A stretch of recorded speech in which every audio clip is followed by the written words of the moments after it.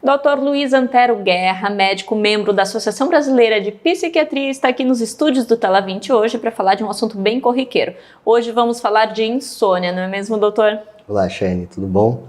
A insônia ela é um problema que atinge 45% da população brasileira e ela cursa com consequências que podem ser demonstradas através da irritabilidade, da perda da memória, dificuldade para se concentrar, e ela está muito associada a quadros de estresse, ansiedade e depressão. 45% da população é um quadro bem grande, né? Um estágio forte. Como é que a gente pode identificar que estamos sofrendo insônia? Existem alguns padrões, tipos de insônia? Existem basicamente 3 tipos de insônia. A primeira é a dificuldade que você tem em começar o teu sono. Ou seja, se você está acostumado a dormir às 11 horas, deitou na cama, e esse sono ele vai chegar meia-noite e meia, 1 hora, 2 horas, ou seja, você tem dificuldade de iniciar esse ciclo, aí sim é caracterizado como uma insônia inicial. Um segundo quadro é a intermediária, que você consegue começar o teu sono, mas às 3 ou 4 horas da manhã vem aquele despertar noturno e aí você tem dificuldade de retomar o teu sono.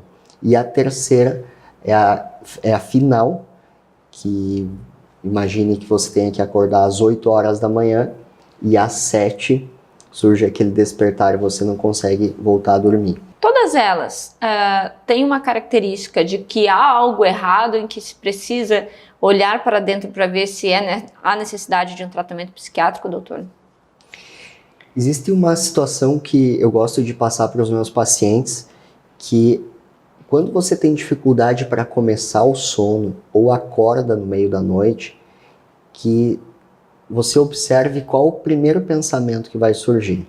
Por exemplo, acordou às 4 horas da manhã e veio aquele pensamento: meu Deus, tenho que pagar minhas contas, tenho que pagar o aluguel, o seguro venceu. Então significa que essa relação, existe uma preocupação que está gerando uma consequência no teu sono. Então é um sinal que o teu organismo está mandando para dizer: olha, de repente tu está se preocupando demais com as tuas contas, existem alguns problemas que você pode resolver e consequentemente vai melhorar teu sono.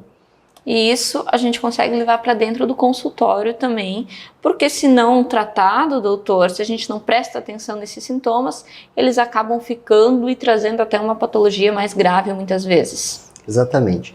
Tem um exame importante que se faz em quadros de insônia, que é a polissonografia. De qualquer maneira, todos os quadros relacionados a essa situação, eles têm que ser investigados. A gente tem que verificar qual é a causa. Se tem algo relacionado à anatomia ou se existe um quadro psíquico envolvido nesse transtorno. Agora, quando a gente fala de insônia, naturalmente a gente lembra de remédio e remédios para dormir. Qual é essa relação? Como ele funciona?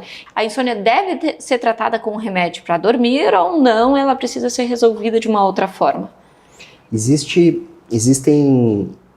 algumas situações que nós abordamos para a melhoria do sono. A primeira é a higiene do sono. Então, se você tem dificuldade para iniciar o sono, o que você pode chegar, se você chega às 9 horas da noite em casa e vai dormir às 11, então começa assim, diminuir o volume da televisão, deixar o WhatsApp um pouco de lado, parar de entrar no Instagram, no Facebook, reduzir estímulos luminosos, não fazer contas bancárias antes de dormir. Então você começa a se preparar para o sono. Desacelera a cabeça. Exatamente, vai desacelerando, toma um banho, coloca o teu pijama, vai te organizando, prepara o teu quarto, prepara o ambiente para dormir. Ou seja, a gente tem que se preparar para dormir. Não existe aquela relação de, igual você apaga a luz, assim, agora eu vou dormir. Pac, luzinha. Então a primeira situação é a mudança de hábitos. Se mesmo assim, com tudo isso, a gente não conseguir obter o resultado, nós podemos verificar qual é a causa dessa situação. Se for uma ansiedade, uma depressão, trata-se a ansiedade e a depressão, e também pode-se utilizar um indutor do sono para facilitar para melhorar a qualidade de vida do paciente, para que no outro dia não haja aquela situação de irritabilidade, estresse, perda de memória, de concentração, mau rendimento no trabalho. Então a gente tenta devolver a qualidade de vida para o paciente. Agora, a insônia, ela é uma característica, ela pode servir como uma luz vermelha e um alerta para que a gente vá até um consultório psiquiátrico e busque saber o que está acontecendo internamente, porque muitas vezes em depressão ou síndrome do pânico, alguns transtornos, a própria pessoa não se enxerga com aquela doença, né? A insônia pode ser esse alerta? O nosso corpo ele é muito sábio, então ele vai mandando alguns sinais e a gente tem que interpretá-los. Então, se você está com dificuldade para dormir, está surgindo alguma situação assim, é porque alguma coisa não anda bem na fisiologia. Dormir é algo fisiológico, natural, saudável. Então, alteração de sono, alimentação, questão de libido, são questões fisiológicas que, quando alteradas, a gente tem que prestar atenção e procurar sim ajuda. Muito bem, doutor. Mais alguma informação que a gente possa levar aí para quem está nos assistindo? Alguma dica importante para quem sofre de insônia ou já passou por isso ou conhece alguém? É observar o que está acontecendo. Quais são esses pensamentos que estão permeando o antes de dormir. Incorporar na rotina a higiene do sono, essa mudança de hábitos. E se mesmo assim não conseguir, procurar ajuda. Muito bem, então se você aí de casa se identificou ou conhece alguém que passa por esse problema, aproveita para comentar aqui embaixo desse vídeo no Facebook qual é a sua dúvida, a gente vai levar lá para o Dr. Luiz Antero Guerra e de repente na próxima gravação aqui nos estúdios do Tela 20 a gente já consegue responder e sanar essas necessidades.